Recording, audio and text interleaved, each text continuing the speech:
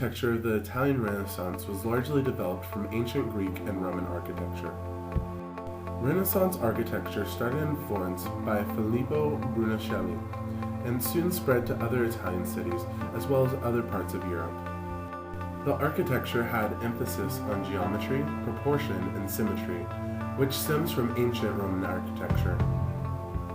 Although the Italian Renaissance was clearly a Renaissance, there are some that would disagree.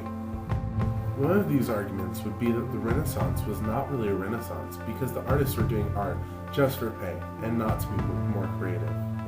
Even though the city-states created an environment for creative freedom, artists knew that they would get paid more if they adhered to new styles of art. However, if this were true, why would they spend so much effort just trying to get paid for their work?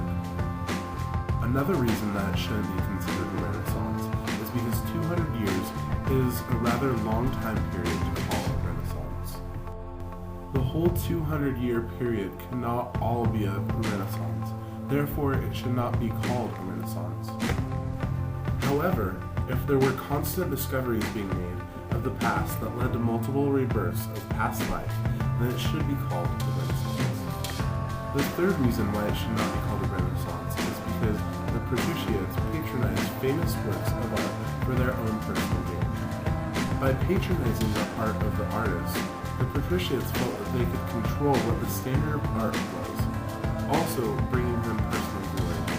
Also, they figured they would be giving wealth in exchange for the criticisms. Yet, if they did this for personal gain, then why were the works that they criticized actually fine works of art that people today even agree are magnificent? Lastly, the architecture represents that of ancient cultures, but possibly architects thought this style was the most logical way to build. The style was not really reborn, just redone, because it was the most logical way to build. However, this style was brought back so it was indeed a rebirth. Does the Italian Renaissance deserve the title Renaissance? Or is it merely just a term that is overused by historians? I believe it deserves the title of Renaissance, but I'll let you decide for yourself.